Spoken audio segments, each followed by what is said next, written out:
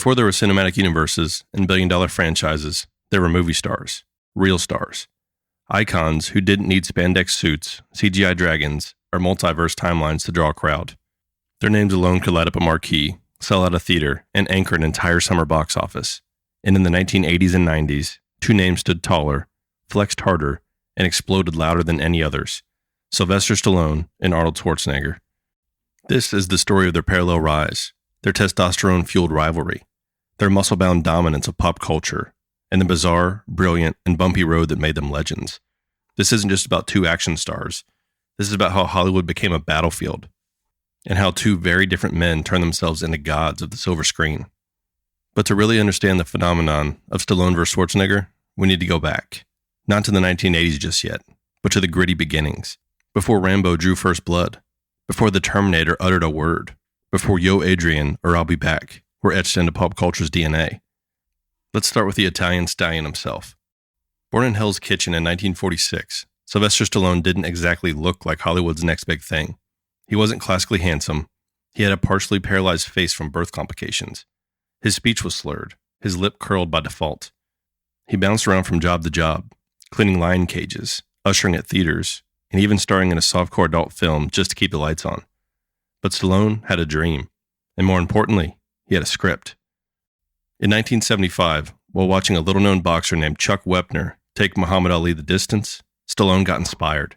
He wrote the script for Rocky in 3 days. It was raw, personal, and full of heart. A story about a nobody from Philadelphia who gets a shot at greatness. Stallone famously refused to sell the script unless he could star in it, despite being nearly broke. United Artists reluctantly agreed, and the rest? Movie history. Rocky hit theaters in 1976 like a left hook to the jaw. It was a gritty underdog story America didn't know it needed post-Vietnam and post-Watergate. It was a sleeper hit that ended up winning Best Picture at the Oscars. Sylvester Stallone, the guy who could barely book a role as a thug or henchman, was now an Academy Award-nominated writer and actor. And just like Rocky Balboa, Stallone became a household name overnight. But Stallone didn't stop at Rocky. Over the next few years, he built a brand on raw masculinity, emotional grit, and blue-collar resilience. His characters didn't just fight, they endured. They suffered, they bled, and people loved it. By the early 1980s, Stallone had delivered Rocky II, Rocky III, and the first Rambo movie, First Blood. With each film, the muscles got bigger, the explosions louder, and the message clearer. Stallone was the American action hero. Or so he thought. Because on the other side of the globe, a new challenger was coming. One with an accent, a chiseled jaw, and biceps that looked photoshopped in real life. Arnold Schwarzenegger's story doesn't read like a typical actor's biography. Born in 1947 in a small Austrian town to a strict and abusive father, Arnold dreamed of being something bigger, much bigger. Bodybuilding became his ticket out. He trained relentlessly, turning his body into a work of art. By 20, he was the youngest ever Mr. Universe. By the mid-70s, he had won Mr. Olympia 7 times. But bodybuilding was only step one. Arnold wanted everything: fame, fortune, and the big screen. And while many laughed at the thick accent and oddly bulky frame, Arnold wasn't fazed.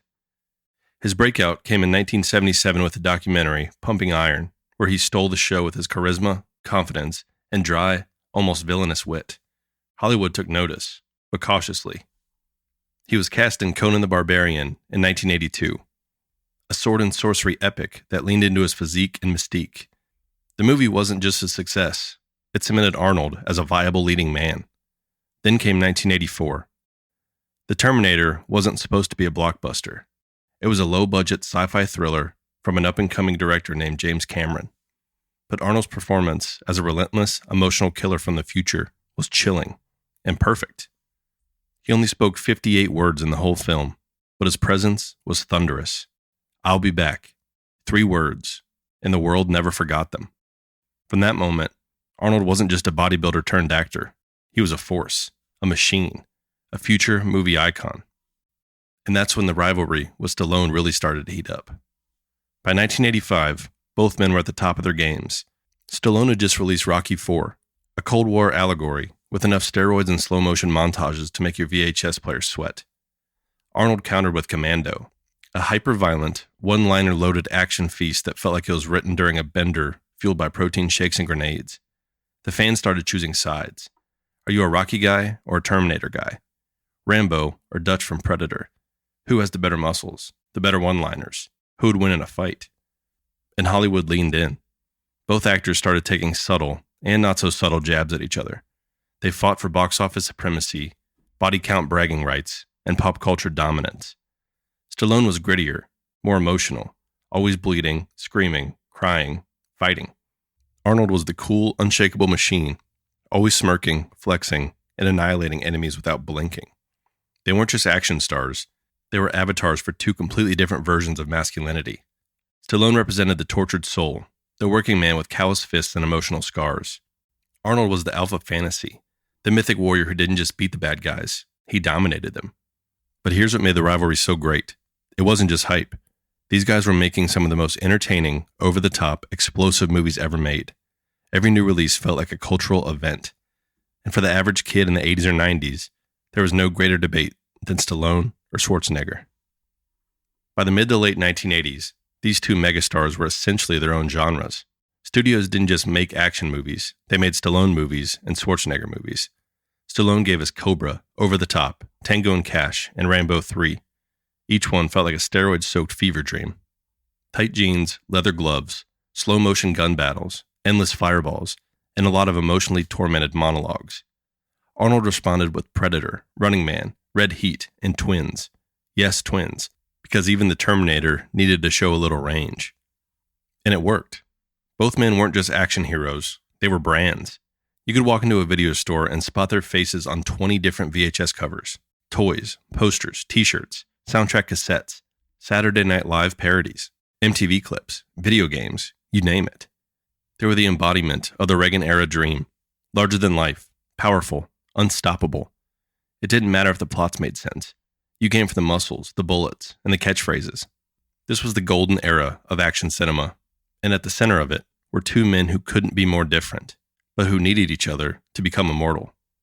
As the 1980s gave way to the early 1990s, the stakes in Hollywood's most explosive rivalry only got bigger. The Cold War was cooling down, the Berlin Wall had fallen, and the world was shifting gears. But if you walked into a theater, you'd never know it. Because on screen, things were still blowing up. Entire jungles, high-tech labs, icy mountain peaks. Nothing was safe. Sylvester Stallone and Arnold Schwarzenegger were now full-fledged gods of action. Every studio wanted a piece. Every summer had one of their names on it. And the audience, we were all in. Whether you leaned more Stallone or more Schwarzenegger, you couldn't lose. Because both men were firing on all cylinders, releasing some of the most memorable and in some cases gloriously over-the-top films of all time. Let's break down the golden age of their rivalry. The one-upmanship, the sabotage, the sheer flex of it all. By 1990, Stallone's filmography was a laundry list of action staples. Rocky, Rambo, Cobra, Lockup. But he knew he couldn't coast forever. The muscles weren't enough anymore. Audiences were changing. The blockbusters had to be smarter, bigger, and more fun. His answer? Go even more extreme.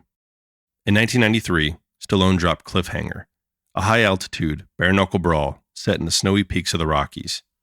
Think Die Hard, but on a mountain. The opening scene alone, featuring a harrowing, slow-motion fall, is still seared into 90s movie memory. Stallone wasn't playing Rocky or Rambo here. He was Gabe Walker, a haunted mountain rescue pro, battling terrorists in climbing gear. It was a slick, visually stunning reset that made bank worldwide and reminded everyone Stallone wasn't done yet. Later that same year came Demolition Man, and this is where things got weird, in the best way possible. The movie was part satire, part sci-fi, part pure action insanity. Stallone plays John Spartan, a reckless cop cryogenically frozen and awakened in a sterile, pacifist future where swearing is illegal and Taco Bell is fine dining. His adversary? Wesley Snipes in full villain mode, rocking neon hair and one-liners that could kill. It was bombastic, ridiculous, and absolutely perfect for the time. It was also Stallone loosening up, leaning into parody, embracing absurdity, and poking fun at the very genre he helped build. And it worked. Stallone was evolving, slowly, but Arnold, he was already playing chess. By the early 1990s, Schwarzenegger had carved a very different path. While Stallone was always the tortured soul, Arnold was always leading hard into spectacle. Total Recall in 1990 was a mind-bending sci-fi trip filled with mutants, memory implants, and exploding heads. Directed by Paul Verhoeven, it combined Arnold's muscle with cerebral sci-fi, and yes, plenty of classic Arnold violence. But Terminator 2 Judgment Day changed everything. Released in 1991, T2 was a blockbuster to end all blockbusters. A $100 million budget, cutting-edge CGI, a killer soundtrack, a reprogrammed Terminator as the hero. It was Arnold like we'd never seen him, protective, cool, and even a little tender. Hasta la vista, baby became a catchphrase heard around the world. Terminator 2 wasn't just a hit, it was a cultural shift. It became one of the highest-grossing films of the decade, and arguably the crown jewel of Schwarzenegger's career. He turned an emotionless villain into a beloved icon. He conquered sci-fi, reinvented action, and proved he could carry a film with genuine emotional stakes. Then what he did next, no one would expect. If there was one place where Arnold and Sly traded punches the hardest, it was in the realm of comedy. And no, this wasn't about subtle wit or indie charm. This was an action comedy in its purest, most 90s way. Cops with kids, gunfights in malls, and weird buddy pairings. Arnold took the plunge with Kindergarten Cop in 1990, directed by Ghostbusters alum Ivan Reitman. It gave us the surreal joy of seeing a hulking Austrian teach preschool. It's not a tumor became an instant quote. It was silly, it was absurd, and it made a fortune. Sly tried to match it with Stop or Mr. Mom Will Shoot in 1992. The title alone was a red flag. The film flopped pretty hard, partly because the comedy didn't land, but also because audiences weren't ready for Stallone playing second fiddle to Estelle Getty. Years later, Stallone would admit something wild. Arnold tricked him into doing it. Allegedly, Arnold pretended to be interested in the script just so Stallone would scoop it up first. It worked. A true sabotage play in the chess match of muscle. But Stallone bounced back. Demolition Man gave him room to play with satire, and by 1995, he leaned into another oddball genre fusion with Judge Dredd, a dystopian comic book adaptation that gave him a cool helmet, a badass motorcycle, and one of the most robotic delivery performances of his career. Still, even when the films flopped, Sly kept swinging. Stallone and Schwarzenegger didn't just compete at the box office. They competed in culture, and a huge part of that was catchphrases. They weren't just movie lines, they were marketing weapons. Stallone had, "Yo Adrian, I am the law. Nothing is over. They drew first blood, not me." Arnold countered with, "I'll be back. Get to the chopper. Hasta la vista, baby. It's not a tumor." These lines were everywhere, on t-shirts and video games, quoted endlessly in dorm rooms and playgrounds alike. If you were a kid in the 90s, you didn't just watch Stallone and Schwarzenegger. You talked like them. They were language. They were memes before memes were a thing. Their competition wasn't subtle either. In The Last Action Hero in 1993, Arnold plays Jack Slater, a parody of himself. There's a moment in the movie where the kid's sidekick walks into a video store and sees a Terminator 2 poster, with Stallone as the Terminator. Arnold winks and says he's fantastic in that. A dig and a nod. The audience got the joke. Everyone knew the rivalry, and that made it even better. By the late 90s, fans were begging for it. Stallone and Schwarzenegger in the same movie. It had almost happened a few times. Stallone was considered for the original Predator. Arnold was offered Judge Dredd. Sly turned down Terminator because he didn't want to be upstaged by a robot. The back and forth kept the crossover at bay. But by 2013, the impossible happened. Escape Plan. The plot? Two aging alpha males trapped in a high-tech prison trying to outsmart the system. It wasn't brilliant, but it gave fans what they'd been craving. A real deal, face-to-face, team-up movie. One-liners, fistfights, explosions, Sly, Arnold, together. It came decades late, but it still hit that sweet nostalgia nerve. More collaborations followed. The Expendables franchise featured Arnold in supporting roles alongside Stallone's team of aging action heroes. It wasn't about competition anymore. It was about legacy. As the 90s drew to a close, action movies changed. The rise of CGI-heavy blockbusters like The Matrix and Armageddon signaled a new era. Audiences wanted speed, spectacle, and a little less muscle flexing. Younger stars like Keanu Reeves, Will Smith, and Tom Cruise were becoming the new faces of action. Stallone and Schwarzenegger felt it. The box office numbers weren't quite what they used to be. Stallone's Daylight and Get Carter underperformed. Arnold's Batman and Robin as Mr. Freeze was widely mocked. and even he regretted it. It was clear. The age of the action god was fading. But instead of disappearing, both men pivoted. Stallone dabbled in dramas and artsier projects. Arnold moved into politics, setting the stage for one of the wildest third acts in Hollywood history. By the dawn of the 2000s, the age of adrenaline was over. The oversized muscles, the endless ammo, the cheesy one-liners, all of it was beginning to look like a relic of a louder, sweatier time. A new millennium had arrived, and with it came sleeker heroes, faster edits, and action films less about brute force and more about CGI precision. But Stallone and Schwarzenegger weren't going out quietly. They were just changing shape. You can't run at full speed forever, even if you're a Terminator or a Green Beret. But how each of these titans handled aging, relevancy, and the shifting tides of culture was fascinating and totally different. Let's start with the curveball, Arnold's wildest role yet. In 2003, while most of Hollywood was still trying to process The Matrix Reloaded, Arnold Schwarzenegger stunned the world by announcing his candidacy for governor of California. Was it a joke? A stunt? Nope, it was real. Arnold ran as a Republican in a special recall election after Governor Gray Davis was ousted from office. And despite having zero political experience, Arnold did what he'd always done, sold himself as larger than life. The campaign was like something out of a movie. Rallies, one-liners, celebrity cameos. Debate moderators weren't quite sure if they were talking to a politician or Conan the Barbarian, but Arnold had what few candidates could match: massive name recognition, charisma, and a built-in mythos. People weren't voting for a policy plan. They were voting for the Terminator to clean up Sacramento. And they did. He won, by a lot. Thus began the Governator years, 2003 to 2011, where Arnold served 2 terms as governor of California. His tenure had highs and lows. He tackled environmental reforms, pushed centrist policies, and wrestled with a brutal state budget crisis. He wasn't perfect, but he was undeniably fascinating. For a moment, it felt like Arnold had transcended Hollywood entirely. While most action stars faded away, he walked straight into the real-world spotlight, and he owned it.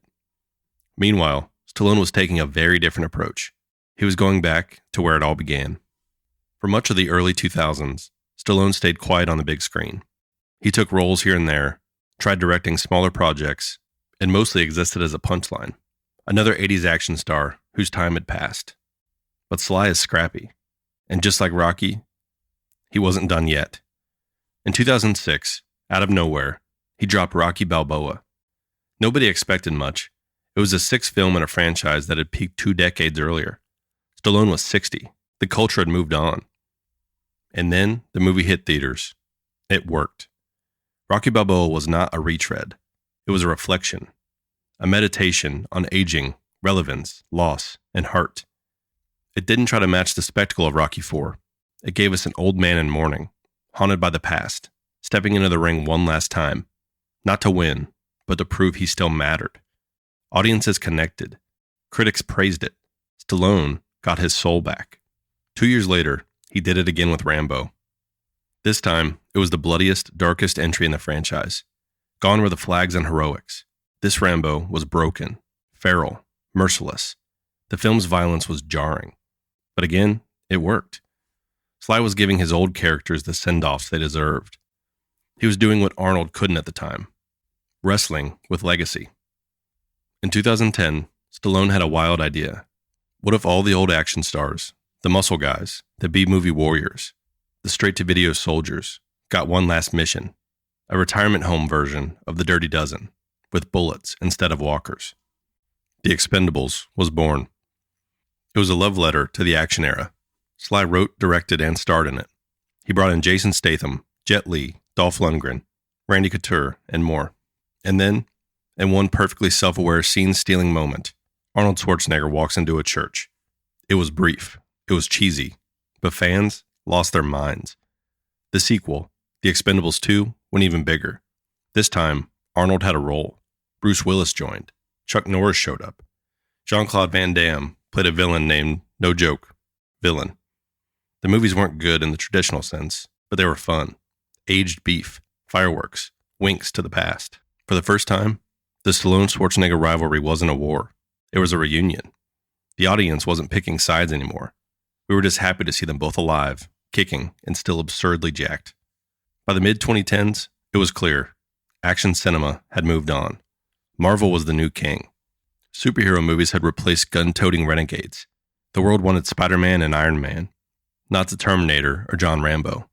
Even Tom Cruise was doing his own stunts in 4K, while Stallone and Arnold were pushing 70. But something strange happened. Instead of fading into irrelevance, both men became cool again. How? Because they embraced their legacy. They stopped pretending to be invincible. They made fun of themselves. They showed vulnerability. And the culture, now addicted to nostalgia, loved it. Arnold started doing motivational videos, pushing fitness, talking openly about aging, masculinity, and immigration. His Instagram became a mix of cigar-smoking wisdom and videos of him feeding his pet donkey in a kitchen. He was likable, self-aware, and totally memeable.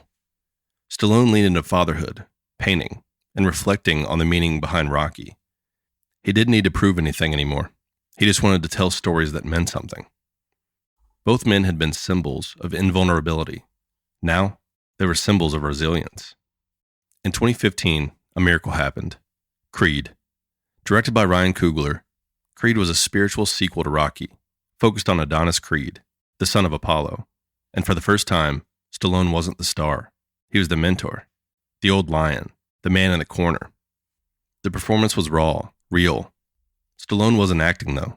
He was fragile, sick, full of regret. He earned an Oscar nomination, delivered the best acting of his career, and in that role, Rocky finally found peace. It wasn't just a great movie, it was symbolic. Stallone had passed the torch. The story lived on. The legacy was bigger than one man. Arnold's moment came differently. His post-Governor film roles were less than impactful, but more philosophical. Maggie was a quiet, slow-burn zombie film where he played a grieving father. Aftermath was a somber drama about loss and guilt. No explosions, no catchphrases, just acting. Arnold, the action machine, was now showing real emotion on screen. Just like Stallone, he wasn't hiding from age. He was using it. If the 1980s were about competition and the 1990s were about escalation, the 2000s and beyond came about something softer, mutual respect. These two men had been rivals for decades, trying to one-up each other with every film, every flex, every press junket. But age has a way of leveling the field, of changing the game. In interviews today, they joke about their feud. Stallone admitted that Arnold pushed him to be better. Arnold has called Sly one of his closest friends. They roast each other, praise each other. They show up at each other's events. They work out together. They post old photos. They laugh. It's beautiful, really, because at their core, these two guys weren't so different. Both immigrants in their own way. Both outcasts early on. Both underestimated. Both obsessed with winning. Both willing to work harder than anyone else.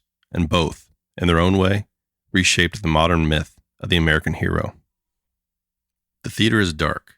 The smell of popcorn lingers. The screen flickers to life. And there it is, another explosion, another slow-motion strut, another impossibly shredded hero walking away from wreckage without looking back. Whether it's 1985 or 2025, that image still hits something primal in us. And for millions of fans, that image always goes back to these two names, Stallone and Schwarzenegger.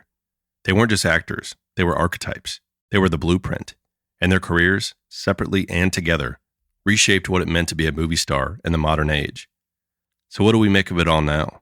What do two aging icons, one with a donkey named Lulu and the other still painting portraits of Rocky, really mean to a world dominated by superhero teams and streaming algorithms? Let's break it down. Before Stallone and Schwarzenegger, action stars were different. You had tough guys, sure. Steve McQueen, Charles Bronson, Clint Eastwood.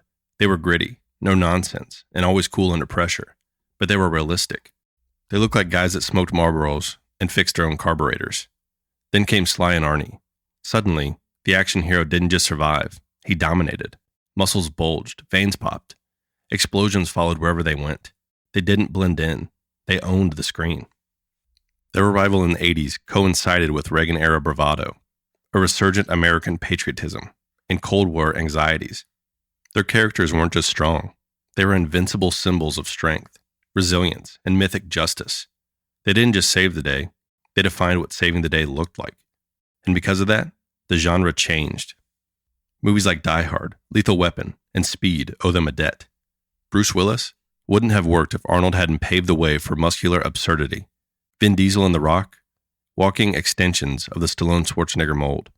Even the Marvel heroes, ripped torsos, snarky catchphrases, world-saving stakes, are living off a blueprint set 40 years ago. Stallone and Schwarzenegger rewired the DNA of the action movie, period. But their impact wasn't just physical. At their peaks, both Stallone and Schwarzenegger embodied a kind of hypermasculinity that shaped generations.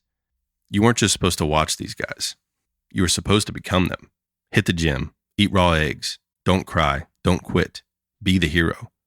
It was aspirational, sure, but also, in retrospect, a little suffocating. What's fascinating is how both men, over time, deconstructed their own images. Stallone did it in Rocky Balboa, Creed, and even Rambo, playing broken men, haunted by the weight of their own myths. He showed sadness, weakness, doubt. He leaned into vulnerability and gave us layered human performances. He let his icons age with dignity and grit. Arnold took a different but equally important path. He made fun of himself. He played parodies. He showed up in The Rundown to literally pass the torch to The Rock. He left the movies to enter public service, showing strength through responsibility. And in later films like Maggie and Aftermath, he gave us quiet, reflective characters grappling with morality. Together, they helped redefine what strength looks like, not just in your body, but in your character. And that shift, intentional or not, helped Hollywood begin telling better, more honest stories about men, aging, grief, and redemption. You can feel their fingerprints everywhere in pop culture. Every time a Fast and Furious character pulls off a physics-defying stunt and lands with a smirk, that's Arnold. Every time a washed-up hero comes out of retirement for one last mission, that's Stallone. Every synth-soaked workout montage, every overdramatic stare-down, every slow-mo walk through fire, all of it, them. Even outside of film, their impact is huge. They helped make gym rats mainstream. Arnold literally built modern bodybuilding into a global phenomenon. Stallone's shredded physique in Rocky III became the gold standard of training montages. Every high school weight room owes them.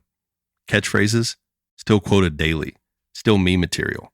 Yo Adrian and I'll be back might be the most recognizable movie quotes in history after May the Force be with you. Merchandise, action figures, video games, cereal boxes, comic books. They weren't just actors, they were brands. Social media? In a weird twist, both Stallone and Schwarzenegger became amazing follows online. Stallone posts behind-the-scenes sketches and personal reflections. Arnold drops life advice, climate activism, and goat-feeding content. It's wholesome, bizarre, and totally on brand. They're not trying to be cool anymore, and that makes them cooler than ever. For decades, Stallone vs. Schwarzenegger was the action movie version of Coke vs. Pepsi. You had to pick a side. But now, looking back, it's clear. There wasn't a winner, and that's kind of the point. The real magic wasn't the competition, it was the contrast.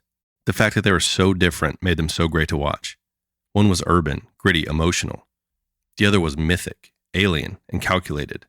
One came from the streets of New York, and the other from the Austrian Alps. Together, they gave us a full spectrum of what it meant to be heroic. And now, they're not just survivors, they're ambassadors of an era. They appear together at Comic-Con panels. They roast each other on Instagram. They get asked about each other in every interview. They know what they meant to people, and they respect it. In a way, they become the last guardians of an analog era of movie magic. No green screens, no motion capture suits, just sweat, squibs, and charisma. And honestly, that's worth celebrating. So here we are, Stallone, Schwarzenegger.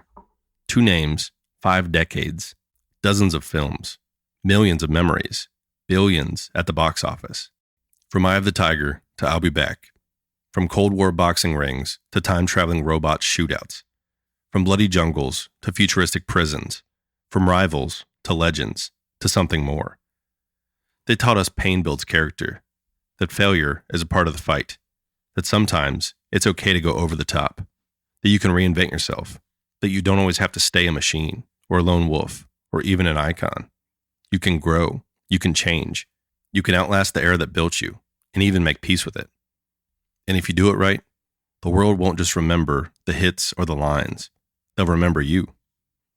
This has been Retrowaved. Thanks for riding through the explosions, the flexes, the politics, and the parodies. Because if there's one thing the movies taught us, it's that legends never really fade. They just wait for the right moment to come back.